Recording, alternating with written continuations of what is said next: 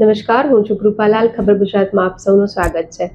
જે રીતે આપણે સૌ જાણીએ છીએ કે હાલ કમૂરતાનો સમય ચાલી રહ્યો છે, એટલે કે આપણે જોઈએ છીએ કે 14-15 ડિસેમ્બરથી શરૂ કરીને લગભગ જાન્યુઆરી સંક્રાંત સુધી આપણે કમૂરતા ગણતા હોઈએ છીએ. ત્યારે કમૂરતા એટલે શું અને એવું શું કામ બનતું હોય છે કે અમુક ભાગમાં કમૂરતા લાગુ પડતું હોય છે, જ્યારે અમુક ભાગમાં એ કમૂરતા લાગુ નથી પડતા હોતા. તો આ સમગ્ર જેવા પ્રશ્નો છે એની આજે આપણે ખાસ વાતચીત કરીશું. આપણી સાથે આપણા સ્ટુડિયો પર જોડાયા છે જામનગરના જાણીતા એવા જ્યોતિષાચાર્ય ડૉક્ટર નિલેશભાઈ વ્યાસ.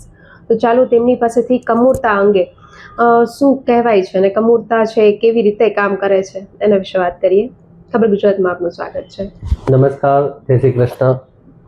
ખૂબ સરસ પ્રશ્ન કર્યો છે બેન આપે. દરેક વ્યક્તિઓને એ ખાસ જાણવાની ઈચ્છા હોય છે કે કમૂરતામાં શું કાર્ય કરવા અને શું કાર્ય ન કરવા. કમૂરતા એટલે શું? સૂર્ય જ્યારે ધન રાશિમાં પ્રવેશ કરે છે એને ધનારક કહેવાય છે, અને જ્યારે મીન રાશિમાં પ્રવેશ કરે છે એને મીનારક કહેવાય છે. તો અત્યારના મીનારક ચાલી રહ્યું છે. સૂર્યના પરિભ્રમણ ઉપર આધારિત છે.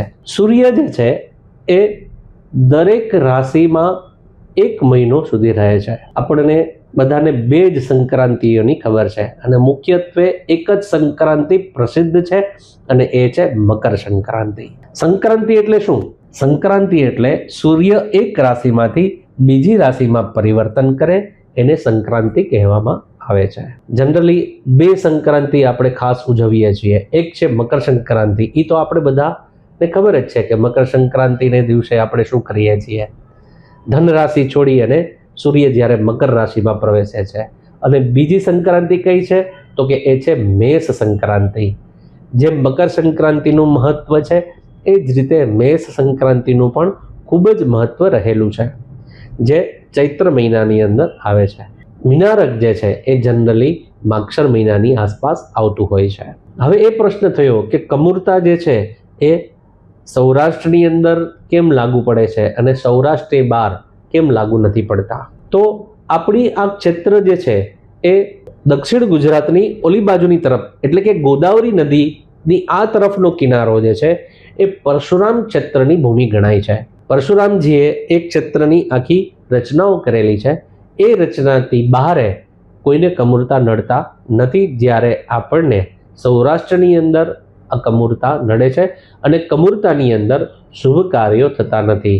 જેમ કે કોઈને મુંડન કરવું છે, ચૌલ સંસ્કાર કરવા છે તો એ થતા નથી, નામ સંસ્કાર થતા નથી, વાસ્તુ થતું નથી, જનોઈ દેવાતી નથી, લગ્ન થતા નથી, ખાતમુહૂર્ત થતા નથી.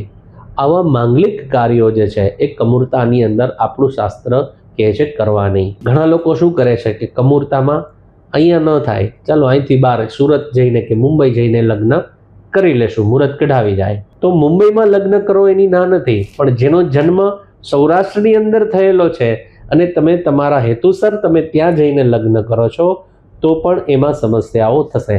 તો કમૂરતાની અંદર શુભ કાર્ય વર્જિત છે, માંગલિક કાર્યો વર્જિત છે. બાકી ધાર્મિક કાર્યો બધા કરી શકો. ગ્રહોને લગતી પૂજાઓ છે, મંત્ર જાપ ઇત્યાદિ છે, તો આ સમયગાળા દરમિયાન કમૂરતા દરમિયાન એ અવશ્ય કરવા જોઈએ. એ કરવાની, યજ્ઞાદિ કાર્ય કરવાની ક્યાંય ના આપણો ધર્મસિંધુ કે કોઈ પણ ધાર્મિક ગ્રંથો ના પાડતું નથી, પણ માંગલિક કાર્યો કરવાની આ ધનારક અને મીનારકની અંદર સૌરાષ્ટ્ર ક્ષેત્રમાં જે ગોદાવરી નદીના આ તરફની હિસ્સાની અંદર એ શાસ્ત્ર આપણું ના પાડે છે. માટે કમૂરતા, ધનારક અને મીનારક એ વિશે આપણે જાણ્યું. તો ધનારક અને મીનારકમાં ભગવાનની વધારે કૃપા મેળવવા માટે ખૂબ ધાર્મિક કાર્યો કરવા જોઈએ. એટલા માટે જ આ ધનારક અને મીનારક છે. અસ્તુ, જય શ્રી કૃષ્ણ, નમસ્કાર. તો ખૂબ સરસ. જે રીતે મેં કીધું એવું તો ઘણા બધા લોકો એવા હોય છે કે જેના મનમાં અમુક પ્રશ્ન ઉદ્ભવતા હોય છે. ત્યારે ખબર ગુજરાત સાથે જોડાઈ અને લોકોના પ્રશ્નોનું નિવારણ કર્યું એ બદલ આપનો ખૂબ ખૂબ આભાર. ધન્યવાદ. નમસ્કાર.